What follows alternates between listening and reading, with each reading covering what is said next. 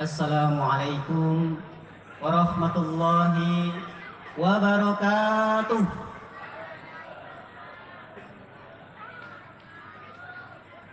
Alhamdulillah, alhamdulillahi rabbil alamin. Nahmaduhu wa nasta'inuhu wa nastaghfiruh wa na'udzu billahi min shururi anfusina wa min sayyiati a'malina. Man yahdihillahu fala mudilla lahu wa man yudlil fala hadiya lahu. Asyhadu an la ilaha illallah wa asyhadu anna Muhammadan abduhu wa rasuluh la nabiyya ba'dah.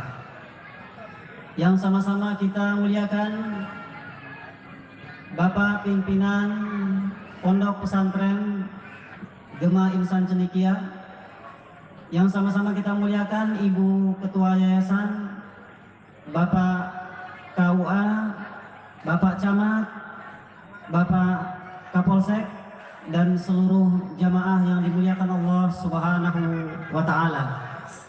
Bersyukur pada Allah Subhanahu wa Ta'ala, di majlis ini kita dikumpulkan oleh Allah Subhanahu wa Ta'ala dalam majlis ilmu, yaitu salah satu taman di antara taman-taman surganya Allah Subhanahu wa Ta'ala.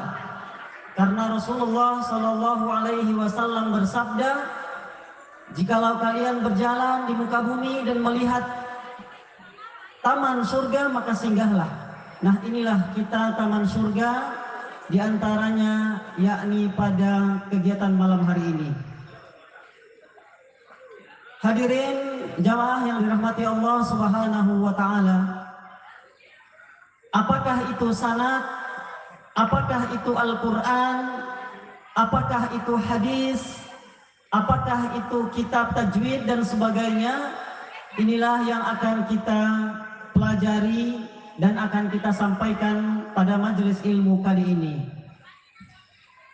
Allah Subhanahu wa Ta'ala berfirman di dalam Al-Quran, dalam surah Ali Imran ayat 159, A'udzu billahi minasyaitonir rajim. Bismillahirrahmanirrahim. Fabima rahmatin minallahi lintalahu walau kunta faddan ghalidhal qalbi lam faddu min hawlik fa'fu anhum wastaghfir lahum washawirhum fil amri fa idza azamta fatawakkal 'ala Allah innallaha yuhibbul mutawakkilin. Pada ayat ini Allah Subhanahu wa Ta'ala mengajarkan kita untuk selalu bertawakal kepada Allah Subhanahu wa Ta'ala, berazam. Nah, azam kita pada malam hari ini adalah ingin mengambil sanad, ingin mempelajari Al-Quran, ingin mendapatkan ilmu bermanfaat. Maka perintah Allah Subhanahu wa Ta'ala yakni bertawakal. Dan duduknya kita di majelis ilmu kali ini bertanda kita sudah berusaha untuk mencari ilmu, dan ini menggugurkan kewajiban kita yakni menuntut ilmu. Menuntut ilmu itu hukumnya wajib. Wajib antara kita kepada Allah Subhanahu wa Ta'ala. Kita diharuskan mencari ilmu mulai kita lahir sampai kita masuk ke liang lahat. Hadirin jamaah yang dimuliakan Allah Subhanahu wa Ta'ala, sanad Al-Quran tentu berbeda dengan sanad metode tahfizul Quran.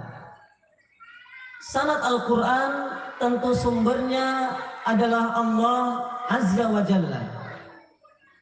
Sanad metode tahfizul Quran berarti sumbernya dari yang merumuskan cara menghafal Al-Quran. Sanad tajwidul Quran berarti sumbernya ulama yang merumuskan kitab tajwid, salah satunya yang sudah kita kenal bersama, yaitu kitab Tuhfatul Atfal, yaitu kitab yang ditulis oleh Syekh Sulaiman Al-Jamzuri. Ada kitab Muqaddimah Jazariyah yang ditulis oleh Imam Ibnul Jazari. Ada kitab Hidayatus Sibyan yang ditulis oleh Syekh Sa'id bin An-Nabhar, dan semua kitab-kitab itu adalah hasil karya para ulama yang itu merupakan tajwidul Quran, bagaimana kita membaca Al-Quran dengan baik dan benar. Maka harus kita pisahkan mana yang disebut dengan sanad Al-Quran, mana yang disebut dengan sanad tajwidul Quran. Dan malam ini kita akan mempelajari sebuah sanad, sebuah kaidah, sebuah manhaj, sebuah tariqah, sebuah cara bagaimana kita menghafal Al-Quran dengan mudah dan benar, insya Allah. Jadi metode ini kita sebut dengan metode otak kanan. Apa Bapak Ibu? Metode otak kanan. Apa bahasa Arabnya?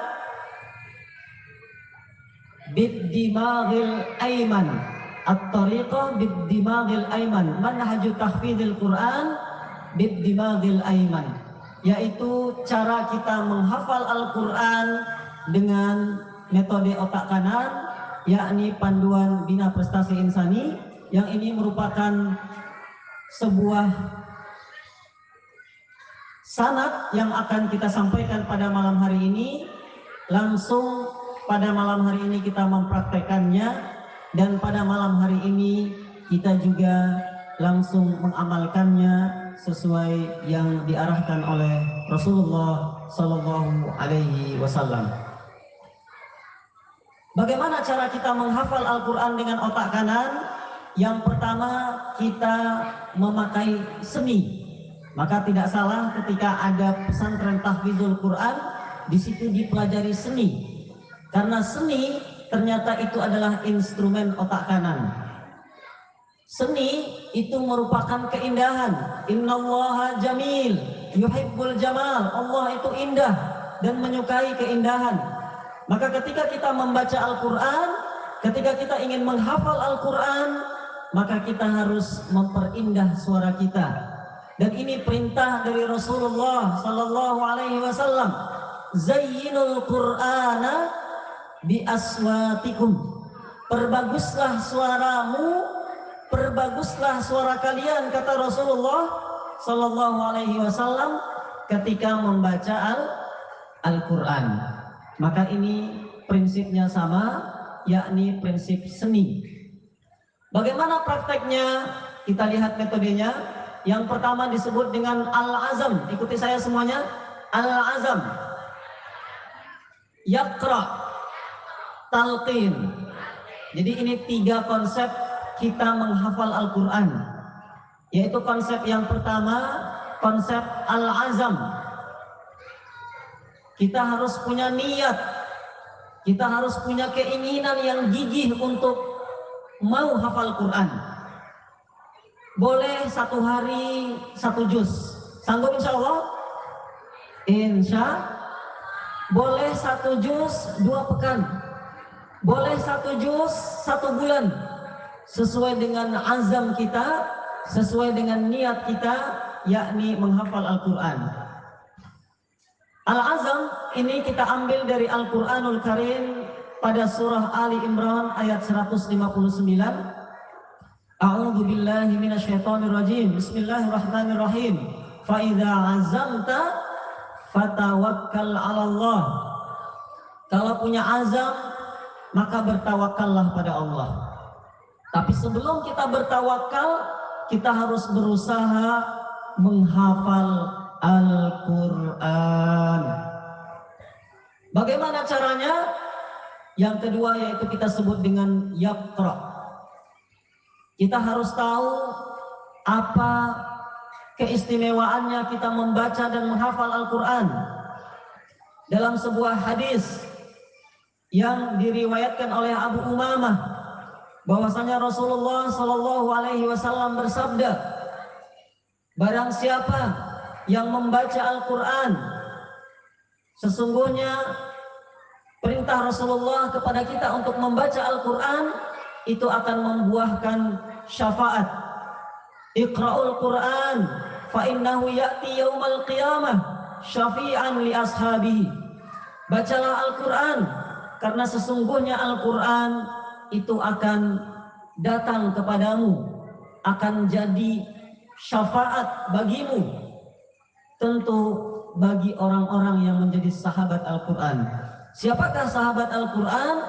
Sahabat Al-Quran adalah orang yang membaca Al-Quran dan mengamalkannya. Ketika kita membaca Al-Quran, ketika kita mengamalkan kandungannya, berarti sebenarnya kita sudah punya tiket untuk menjadi orang-orang yang mendapatkan syafaat. Amin ya rabbal alamin. Kemudian dalam hadis yang lain bahwasanya Rasulullah Shallallahu Alaihi Wasallam bersabda, hadis riwayat At-Tirmidzi, barang siapa yang membaca satu huruf Al-Quran, maka dia akan mendapatkan 10 kebaikan. 10 kebaikan tentu ini Allah siapkan untuk kita. Kalau kita baca satu huruf, maka Allah lipat gandakan 10. Siapa yang tahu berapa jumlah huruf di dalam surah Al-Fatihah? Angkat tangan. Ada yang tahu jumlah huruf dalam surat Al-Fatihah? Kita berikan hadiah. Kalau ada yang tahu, angkat tangan.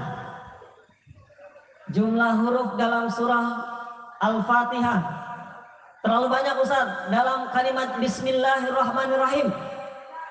Siapa yang tahu? Ada? Kita berikan hadiah. Yang tahu jumlah huruf dalam Al-Quran surat Al-Fatihah pada kalimat Bismillahirrahmanirrahim, kita berikan hadiah. Kalau tidak ada, nanti ketika door prize dibagi. Jumlah huruf berapa?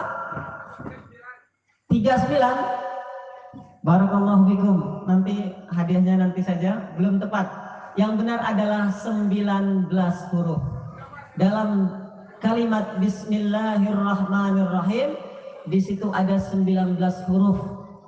Sudahkah kita hafal kalimat Bismillahirrahmanirrahim? Insya Allah. Maka sesuai sabda Rasulullah Sallallahu Alaihi Wasallam, berarti pahalanya 19 dikali 10 berapa? 190 pahala kebaikan. Begitu murahnya, begitu ringannya, begitu murahnya Allah, ringannya Allah memberikan pahala kita hanya membaca Bismillahirrahmanirrahim. Ketika kita membaca Al-Fatihah, di situ ada 143 huruf. Berarti 143 dikali 10, 1430 pahala kebaikan hanya dengan membaca Al-Fatihah. Dan apalagi kalau kita membaca seluruh Al-Quran, kita menghafal seluruh Al-Quran. Berapa jumlah huruf dalam 30 juz Al-Quran? Ada yang tahu? Jumlah huruf banyak, tapi jumlahnya menurut Imam Syafi'i berjumlah 1.027.000 huruf. Ini yang dikatakan oleh Imam Syafi'i, maka pahalanya berarti 1.027.000 huruf dikali 10, lebih dari 10 juta. Maka ini pahala yang membuat amal soleh kita berat di akhirat nanti. Apalagi kalau kita menghafalnya, murajaah setiap hari, kita mengajarkannya, maka ini akan menjadi timbangan amal soleh kita di akhirat kelak. Sebelum kita mempelajari cara untuk menghafalnya pada konsep Yaqra' dan Talqin, saya ingin mengijazahkan surah Al-Fatihah. Kalau tadi sudah saya ijazahkan Al-Fatihah saja, maka sekarang saya ijazahkan juga Al-Fatihah dan surat sesudahnya Al-Baqarah. Mari sama-sama kita baca, kita hafalkan untuk pembukaan daripada tahfizul Quran kita. A'udzu billahi minasyaitonir rajim. Sama-sama semuanya. Syaitonir rajim. Nah, itu bukan kalimat Al-Quran, karena itu adalah doa dan itu perintah. Para ulama sepakat membaca A'udzubillahi minasyaitonirrajim adalah sunnah. Yang masuk Al-Quran adalah Bismillahirrahmanirrahim. Sama-sama semuanya.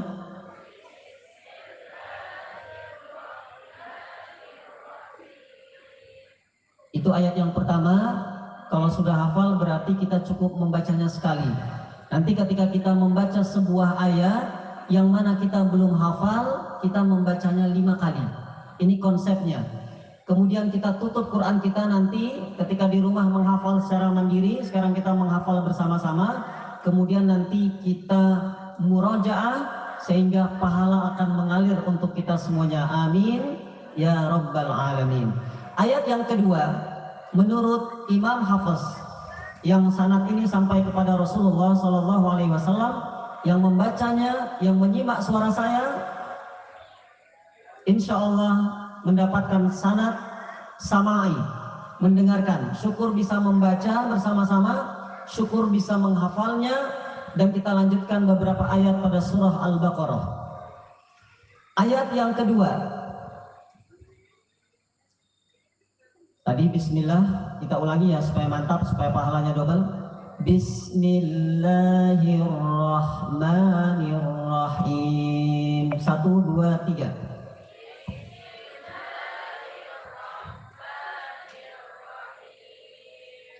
Alhamdulillahi rabbil alamin. Sama-sama.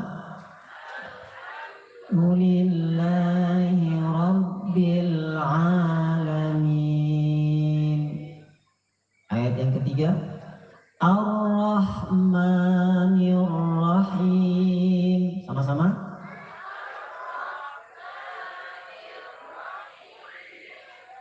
Maliki yaumiddin.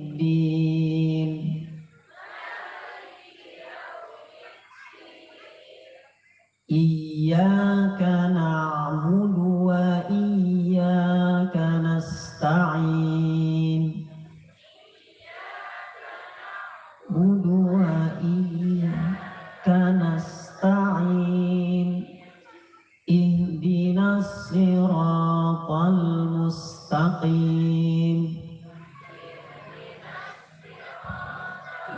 Mustaqim.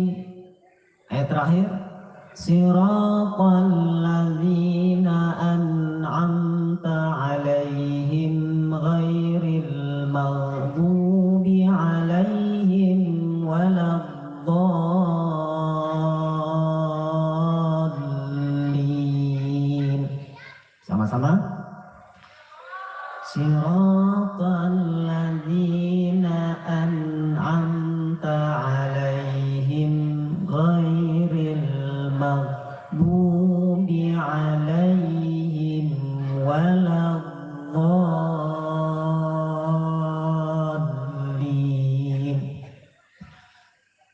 Imam Ibnu Jazari pernah mengajarkan surat ini di suatu majelis dan menambah 5 ayat surah Al-Baqarah, kemudian beliau mengijazahkan.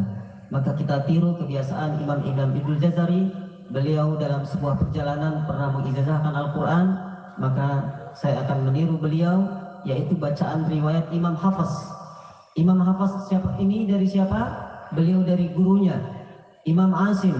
Imam Asim, dan Imam Asim tentu sanadnya sampai kepada Rasulullah Sallallahu Alaihi Wasallam.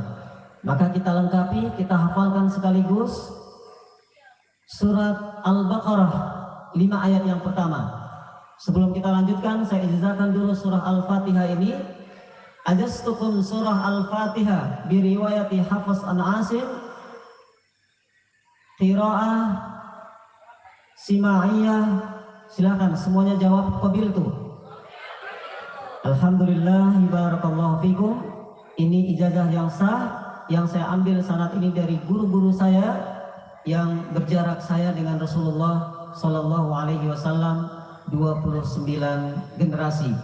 Maka yang menyimak ini, yang mengucapkan qabil itu barusan, secara otomatis menurut kaidah para ulama tersambung sanadnya dengan Rasulullah Sallallahu Alaihi Wasallam berjarak 30 generasi. Ini suatu nikmat dari Allah Subhanahu Wa Taala sebagai pembukaan dan harus kita lanjutkan terus membaca Al-Quran, menghafal Al-Quran, murojaah Al-Quran, yang mana masih ada 1.027.000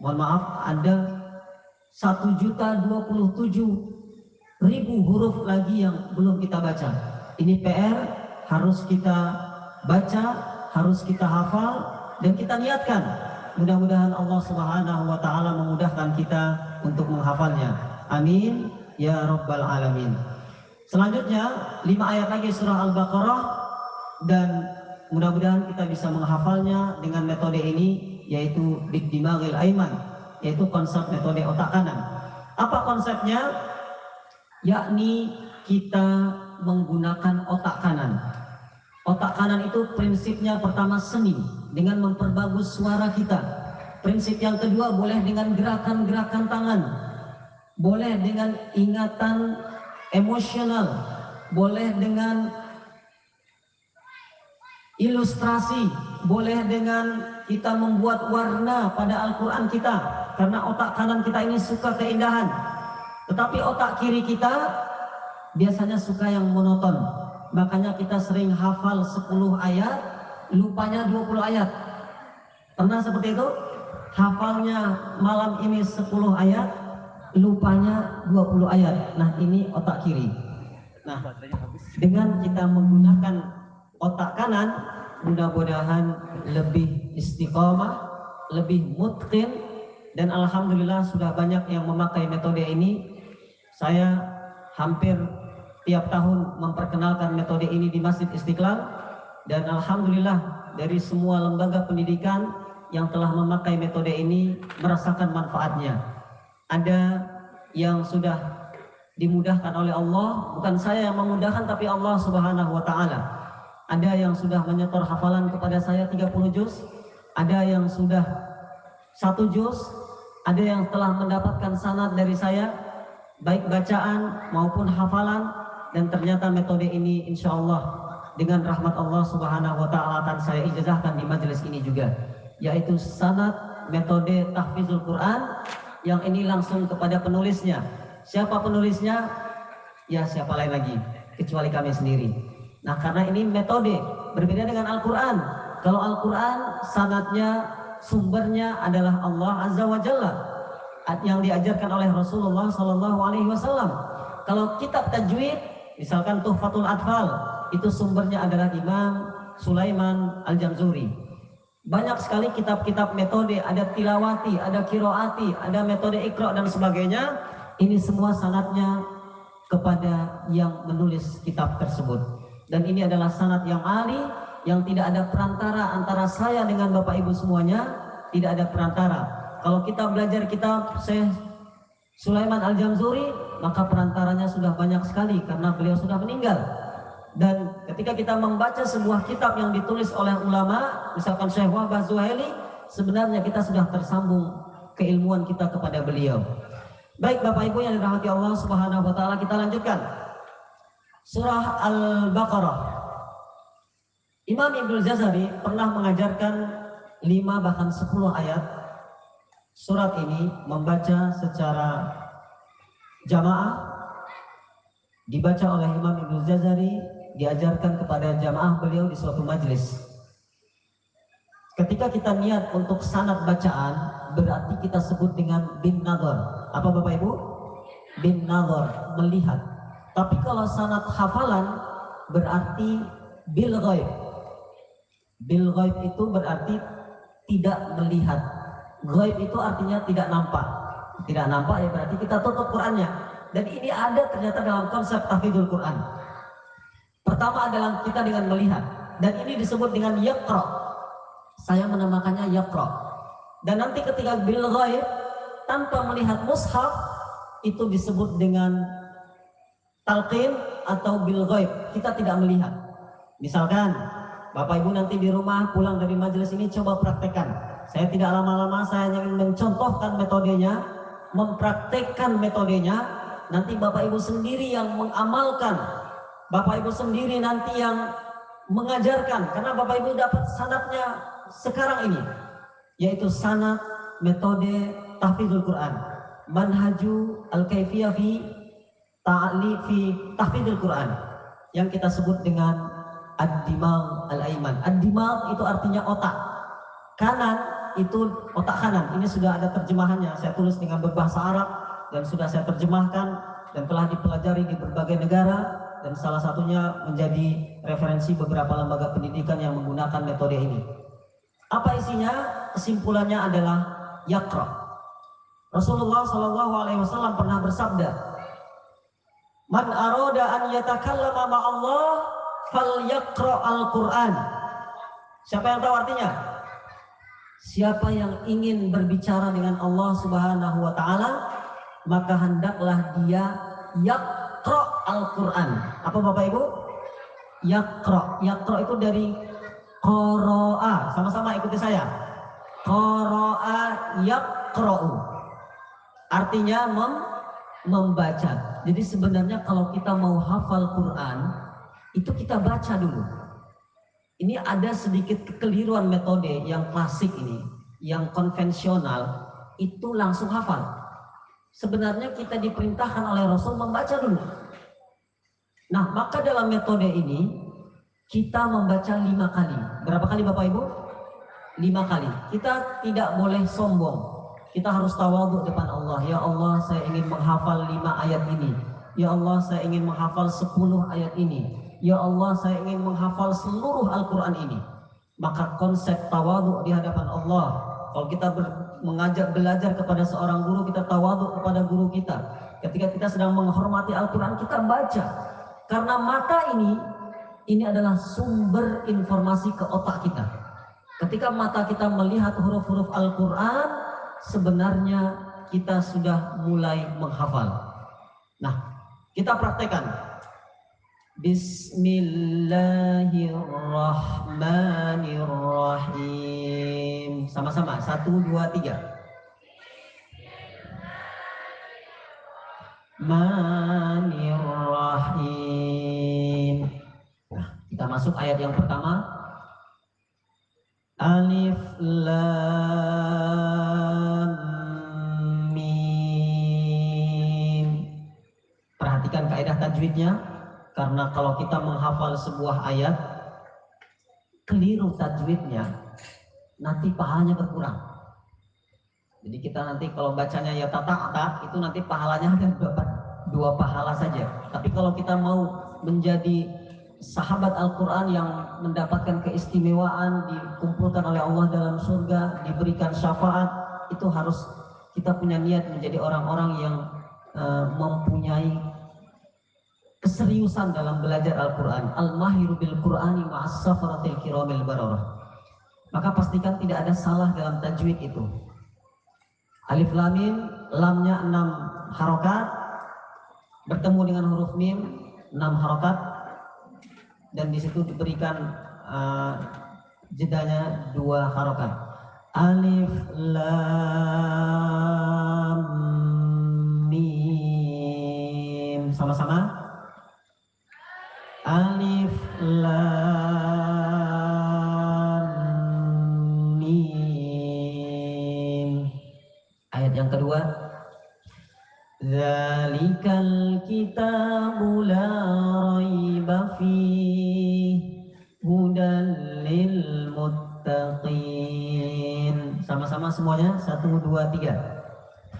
Dzalikal kitabu la raiba fihi hudan lil muttaqin. Nah, ini disebut dengan bin nadhar. Dalam metode ini berapa kali Bapak Ibu? 5 kali nanti dipraktekkan. Ketika mau menghafal sebuah ayat dibaca 5 kali. Apakah hanya itu saja Ustaz? Tidak. Kalau kita mau menggunakan otak kanan, maka kita harus tahu terjemahnya. Kita belajar bahasa Arab, itu panjang belajar bahasa Arab. Yang paling mudah baca terjemah. Apa artinya? Inilah Al-Quran, tidak ada keraguan di dalamnya, petunjuk bagi orang-orang yang bertakwa. Tidak perlu dihafal artinya. Yang penting adalah kita tahu maksud Allah pada ayat itu, dan itu otak kanan. Ketika kita membaca Al-Quran, kita tidak paham isinya, itu otak kiri. Saya ulangi, ketika kita membaca Al-Quran dan kita paham isinya, bukan hafal loh, bukan hafal terjemahnya, itu beda lagi. Paham makna dzalika, secara bahasa dzalika itu, tapi tafsirnya ini. Inilah Al-Quran yang tidak ada keraguan di dalamnya. Inilah Al-Quran, tidak ada keraguan di dalam Al-Quran, petunjuk bagi orang-orang yang beriman. Nah, itu caranya. Kalau praktek, kembali kepada Bapak Ibu yang ingin mencoba 1 hari 1 juz, silahkan. Yang ingin 1 hari setengah juz, silahkan. Ini kami punya program karantina 1 hari, mudah-mudahan hafal 1 juz. Amin. Jadi tergantung tempatnya di mana. Seperti pondok pesantren, tempat yang sangat baik sekali untuk tahfidzul Quran. Di lembaga-lembaga pendidikan, di masjid, bahkan di rumah sekalipun, sebenarnya itu tempat yang kondusif untuk kita menghafal Al-Quran. Bahkan sebuah rumah, ketika dibacakan surat Al-Baqarah, itu setan akan lari terbirit-birit. Inna syaitona yanfiru minal bait allati tuqra'u fihi suratul Baqarah. Kalau ada sebuah rumah dibacakan surat Al-Baqarah, yang namanya setan, musuh-musuh Allah itu akan lari terbirit-birit. Jamaah yang dirahmati Allah Subhanahu wa taala, apalagi caranya dengan kita menghafal dengan otak kanan? Setelah kita membaca 5 kali, kita tutup Qur'annya. Kita tutup Qur'annya, lalu kita bil ghaib. Anggap Quran itu tidak di depan mata kita. Silakan praktekkan ayat yang kedua. 1, 2, 3. Dzalikal kitabu la raiba fihi hudal lil muttaqin. Nah, itu namanya bil ghaib, tanpa melihat mushaf. Dan itu ada ijazahnya sendiri. Siapa yang membaca Al-Quran, baik melihatnya atau tidak melihatnya, itu ada ijazahnya. Dan ini tradisi para ulama kita. Dan ijazah ini bukan berarti ijazah sekolah SD, SMP, tidak. Ijazah Al-Quran berbeda dengan ijazah sekolah. Ijazah Al-Quran semakin dapat ijazah, semakin semangat ngaji. Kalau ijazah TK, selesai dapat ijazah TK, nggak sekolah lagi, masuk SD. Nah, tapi ijazah Al-Quran, para ulama menyebutnya ketika seseorang mendapatkan ijazah Al-Quran. Contoh, nanti saya akan memberikan ijazah ini, surah Al-Fatihah yang barusan kita baca. Nanti kita membaca beberapa surat Al-Baqarah. Ini harus membuat kita semangat untuk menuntaskan Al-Quran. Baik, kita lanjutkan metodenya. Setelah membaca 5 kali, kemudian kita tutup Al-Quran 5 kali, baru setelah itu kita mengikat hafalan. Apa Bapak Ibu? Mengikat hafalan. Ini saya sebut dengan talqin. Atau metode sederhananya, saya membuat konsep setiap huruf itu dilingkari. Jadi Qurannya, kalau yang ada di rumah Bapak Ibu itu, coba Qurannya dilingkari dengan pensil. Pensil warna nggak apa-apa. Yang penting Quran sendiri. Jangan Quran masjid. Quran sendiri. Kalau tidak ada pensil, spidol nggak apa-apa. Dilingkari alif lam mim, zalika. Dilingkari huruf zalika itu. Itu otak kanan itu. Dan mengingat awal huruf itu kerjanya otak kanan. Otak kiri kita ini nanti meneruskan itu. Dzalikal kitabu la raiba fihi. Nanti kemudian pada ayat yang ketiga, alladzina. Ayat yang keempat, walladzina. Ayat yang kelima, ulaika. Bahkan tidak usah terlalu jauh. Nanti pada sampai ayat yang 11. Kenapa saya ingat? Karena saya pakai otak kanan. Ayat 11 saya cuma hanya mengingat wa idza qila lahum la tufsidu. Silakan yang ada Al-Qur'an boleh dicek itu. Ayat 11 insya Allah pasti berbunyi karena saya ingat awalnya. Wa idza qila lahum la tufsidu fil ardi qalu innama nahnu muslihun. Itu kerjanya otak kanan itu. Mengingat awal-awal ayat. Kalau otak kiri nanti kerjanya melanjutkan itu. Ayat 21. Siapa yang ingat awal Al-Baqarah ayat 21? Wa idza, ayat 21 ingat kalimat ya ayyuhan nasu budu rabbakumul ladzi khalaqakum walladzina min qablikum la'allakum tattaqun. Terus dengan otak kanan dilatih, nanti dipraktekkan. Ayat 31 wa 'allama, ayat 41 wa aminu bima anzaltu musaddiqan. Cukup ingat awalnya saja, itu kerja otak kanan. Sampai nanti ayat 141. Itu ingat kalimat tilka. Kalau tadi ayat kedua dalika, nanti ayat 141 berbunyi tilka ummatun qad khalat laha ma kasabat walakum ma kasabtum wala tus'aluna amma kanu ya'malun. Kenapa saya ingat? Karena memakai otak kanan. Ini sama persis dengan ayat 134. Ada kalimat tilka. Jadi itu Allah ulangi 2 kali. Ayat 134 sama persis dengan ayat 141. Nah, ketika kita sudah mulai mensinergikan, atau dalam bahasa tadi saya dengar dari tadi, mengkolaborasikan antara seni dan Al-Quran, itu sebenarnya ada hubungannya. Cuman tentu seni yang mendidik, bukan seni yang membuat kita jauh dari Allah Subhanahu wa Ta'ala. Seni itu adalah naluri insaniyah, dan memang Rasulullah pernah menyatakan innallaha jamil, Allah itu indah, suka keindahan. Maka yang tidak seni sebenarnya sudah menyalahi kodratnya. Cuman seni itu harus kita kemas dengan seni membaca Al-Quran, seni kaligrafi Al-Quran, seni menghafal Al-Quran. Bapak Ibu yang dirahmati Allah Subhanahu wa Ta'ala, sampai selesai juz 1 hafalnya jangan lama-lama. Maksimal, ini maksimal ya. Kalau paling cepat bolehlah 1 juz 1 hari. Sanggup 1 juz 1 hari? Insya Allah. Nanti karantina di rumah masing-masing. Ustadz terlalu cepat Ustadz, 1 juz 1 hari. Udah dikurangi standarnya, 1 juz 2 minggu. Kalau 1 juz 2 minggu, berarti kalau surat Al-Baqarah itu 1 hari hanya 10 ayat.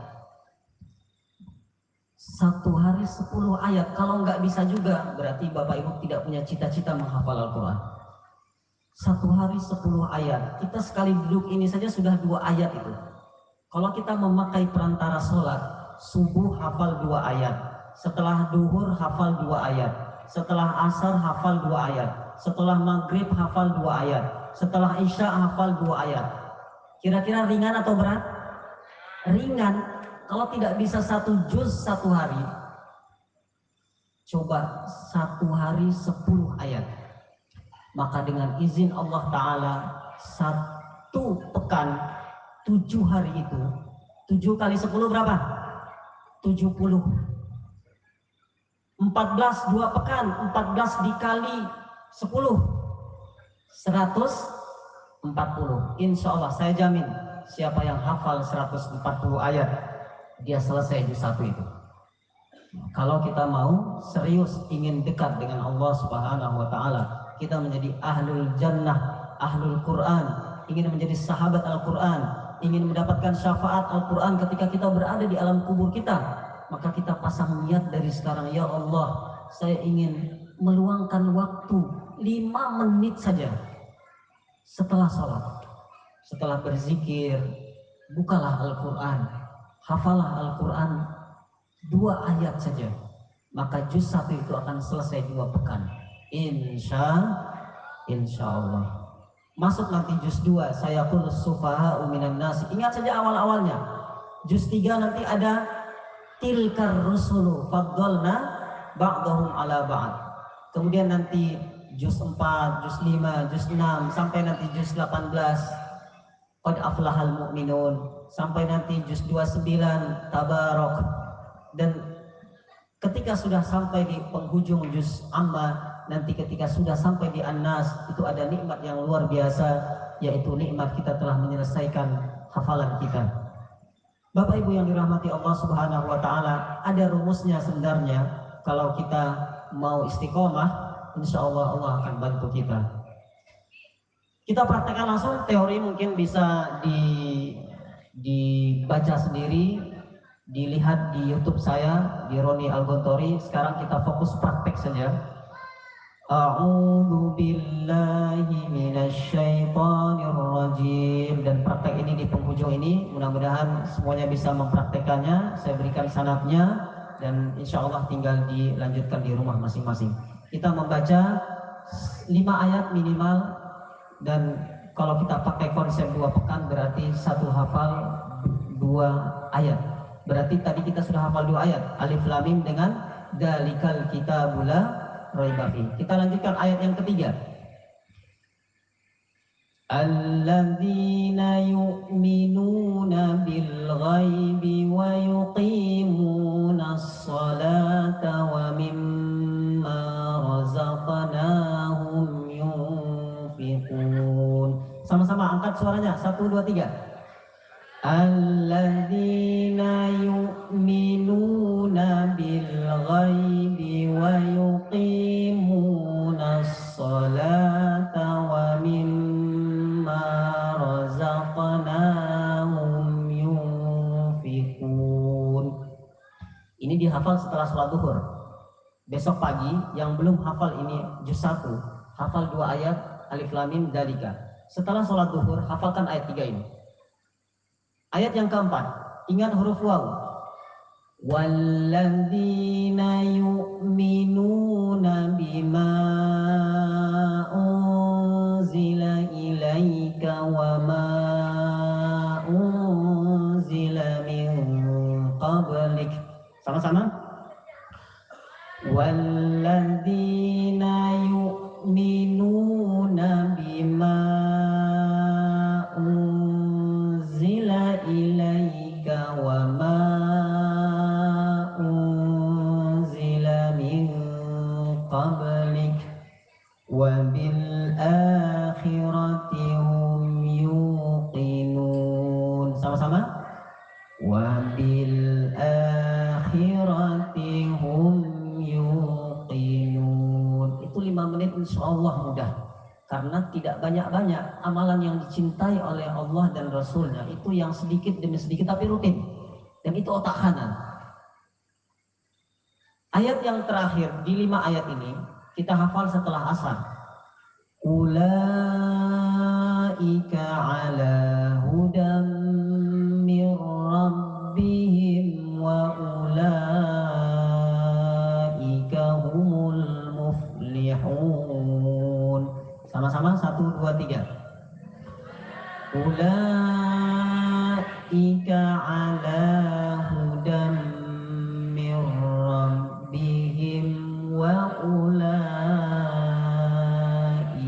humul muflihun. Ini setelah asar karena ayat kelima. Kalau kita hafal 2 ayat sekali duduk, maka tambah 1 lagi besok setelah asar ayat 6. Innal ladzina kafaru sawa'un 'alaihim a'andartahum am lam tunzirhum la yu'minun. Sama-sama 1, 2, 3. Innal ladzina kafaru sawa'un 'alaihim am lam tunzirhum la yu'minun. Nah, udah lebih dari target. Udah lebih 6. Jadi kalau mau hafal 5 ayat saja itu nggak perlu sehari. Cukup sampai sore saja. Nanti setelah maghrib baru menghafal ayat yang ke-7 dan 8. Setelah Isya menghafal ayat 9 dan 10. Kira-kira mudah atau sulit? Insya Allah mudah. Kalau ada keinginan, tidak ada yang sulit. Fa idza azamta fatawakkal 'ala Allah.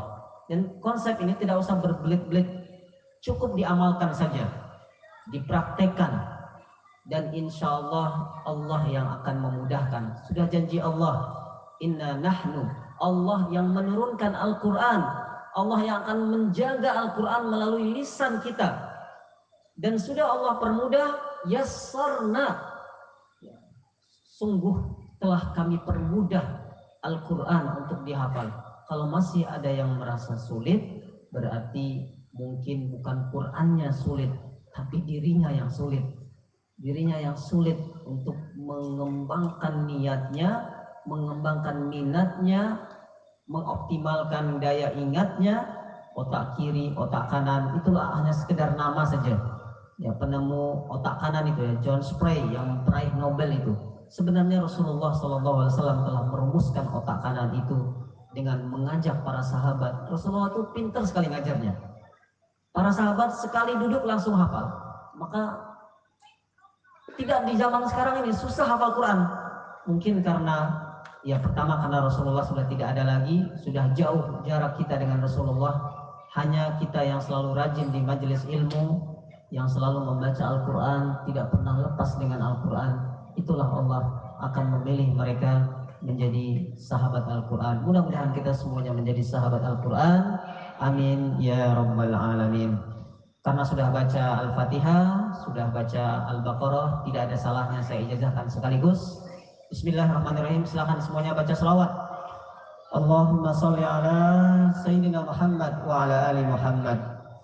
Dan ini tradisi para ulama, bagaimana mereka meniru para ulama qiraat, meniru Imam Asim, meniru Rasulullah ketika menugaskan para sahabat untuk mengajar Quran. Para sahabat lagi menugaskan para sahabat yang lain, tabi'in, kemudian kepada tabi'in, sampai kepada Imam Asim, sampai kepada Imam Hafiz. Di situ ada torik, namanya ada jalur-jalur periwayatan Al-Quran. Dan jarak saya dengan Rasulullah 29 generasi. Bapak Ibu semuanya berapa? 30 generasi. Baik, lafazkan kalimat qabiltu. Setelah saya lafazkan kalimat ajastuka, saya niatkan mengijazahkan surat Al-Fatihah dan juga juz 1 yang sudah saya ajarkan tadi. Ajastukum surat Al-Fatihah wa ajastukum qiraata wa ajastukum al-juz al-awwal fi qiraati al-Fatihah wa surah Al-Baqarah min al-ayatil ula ila al-ayah al-wahidah wa min ila al-ayah 141 karena juz 1 itu ada 141 ayat. Hafalkan ini. Ajastukum hadhihi qiraatan wa sima'an wa ibtidaan wa tabarrukan. Silakan semua jawab qabiltu. Barakallahu fikum. Ini ijazah di awal, silahkan dipraktekkan. Mudah-mudahan di situ ada keberkahan. Ucapan qabiltu itu sangat dahsyat luar biasa. Bergetar arsy Allah Subhanahu wa taala ketika kita mengucapkan dengan sungguh-sungguh. Seorang laki-laki yang mengucapkan qabiltu di hadapan mertuanya itu berubah statusnya menjadi suami. Seorang suami yang ini dahsyatnya lisan ya Bapak Ibu ya, mengucapkan tolak tuki, saya ceraikan kamu di depan istrinya, itu berubah statusnya langsung. Nah begitu vitalnya kalimat ucapan ini, sehingga ketika kita mengucapkan qabiltu dengan mantap, berarti Bapak Ibu sudah tersambung sanadnya dengan Rasulullah Sallallahu Alaihi Wasallam. Apa yang kita ucapkan? Alhamdulillahirabbil alamin. Dan ini tradisi para ulama untuk mengajarkan Al-Quran, sehingga ilmu ini akan mengalir terus pahalanya, sehingga ketika kita sudah wafat, kita ajarkan terus lagi. Nanti Bapak Ibu punya anak, ajarkan anaknya, punya anak lagi, ajarkan. Dan ini kebiasaan yang sudah mulai hilang. Periwayatan Al-Quran karena sudah canggih sekarang, ada HP sekarang, sudah ada mushaf, sehingga tradisi para ulama itu sudah mulai hilang. Dan memang untuk sanad ini hukumnya sunnah. Bagaimana kita menjaga kemurnian bacaan kita sesuai yang dicontohkan oleh Rasulullah Sallallahu Alaihi Wasallam. Dan inilah yang bisa saya sampaikan pada kesempatan kali ini. Hanya teori dan langsung praktek. Dan itulah konsep ilmu itu, teori dan praktek. Kalau hanya teori saja tentu bisa dibaca di buku-buku, hanya bisa dilihat di YouTube. Tapi ini luar biasa, hadir langsung menyimak, berarti sanadnya langsung ini. Kalau yang mendengarkan rekaman, ini berarti sanadnya juga ada, tapi sanadnya sanad rekaman. Dan memang sah sekarang ini, nikah saja sudah bisa online sekarang. Ini ada Pak KUA ya. Jadi yang penting ada maharnya, ada rukunnya lengkap, ada saksi, mempelai laki-lakinya di Australia misalkan, tapi dengan live dan itu ada apa namanya zoomnya atau apa, itu sudah ada fatwa MUI-nya, silahkan dicek, dan itu memang di sebagian tempat diperbolehkan, karena secara syarak tentu kalau secara praktisnya tentu harus dikaji, harus ada KTP-nya jelas ini ayahnya dan sebagainya, tapi secara prinsipnya dengan media online saat ini yang sudah canggih, periwayatan Al-Quran, sanad Al-Quran itu bukan harus dengan bertemu langsung. Ketika Bapak Ibu belajar dari seorang guru di Madinah, banyak sekali YouTube yang ulama-ulama di Madinah, di Mesir dan sebagainya, itu sudah banyak yang memakai online. Tapi ini kita ketemu langsung. Saya ucapkan ini ketemu langsung. Jamaah saya ada ribuan, puluhan ribu, mereka online kepada saya. Ada yang dari Australia, ada yang dari Prancis dan sebagainya. Tapi mereka hanya mendengarkan saya di Zoom saja, mendengarkan saya di YouTube saja. Tapi Bapak Ibu malam hari ini ketemu langsung di sini.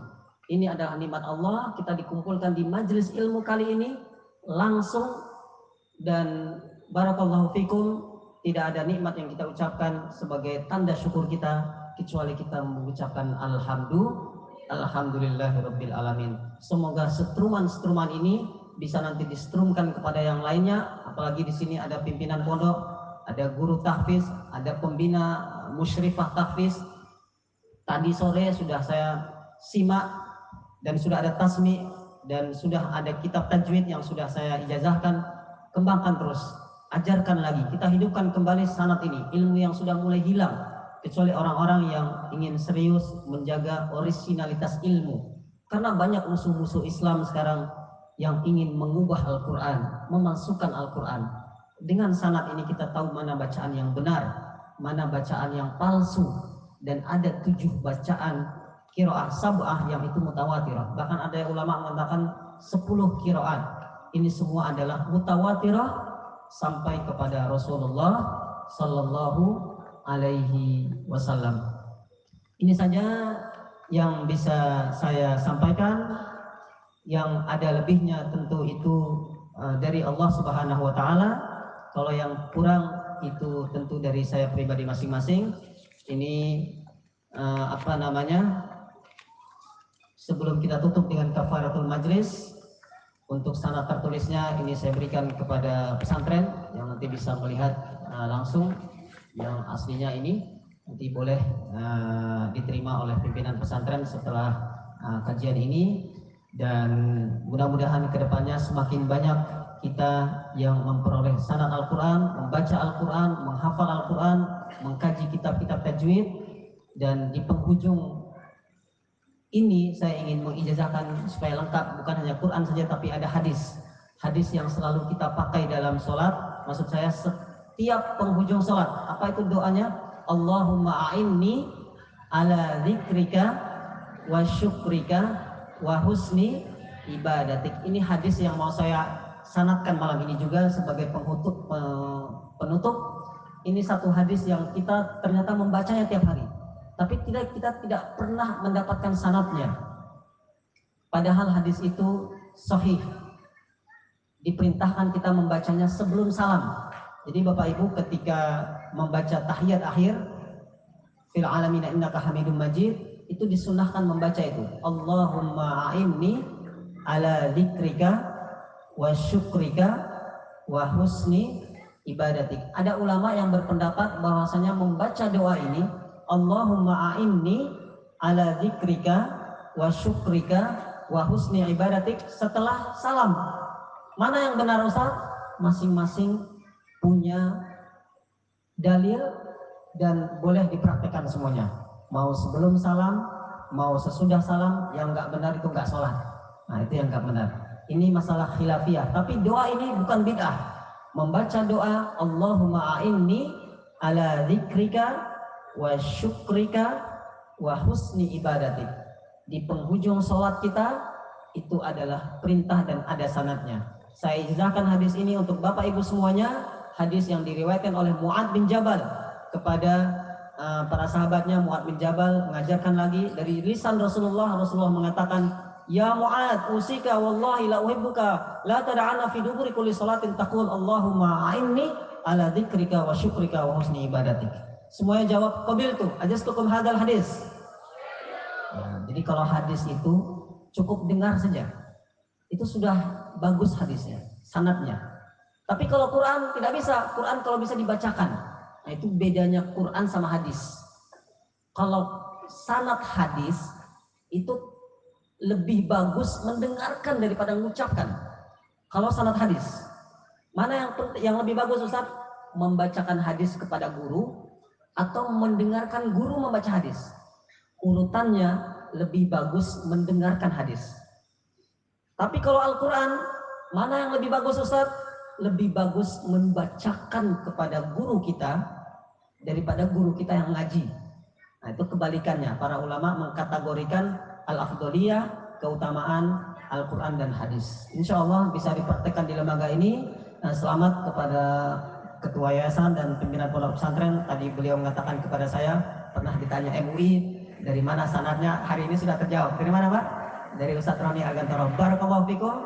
Saya ijazahkan secara umum tentang semua sanad ini, dan insya Allah mudah-mudahan kita bisa bekerja sama lagi, ta'awun 'alal birri wat taqwa, tolong menolong dalam kebaikan dan dalam ketakwaan kepada Allah Subhanahu wa taala. Ini saja, al-afu minkum, kita tutup dengan kafaratul majlis. Subhanakallahumma wa bihamdika asyhadu an la ilaha illa anta astaghfiruka wa atubu ilaik. Assalamualaikum warahmatullahi wabarakatuh.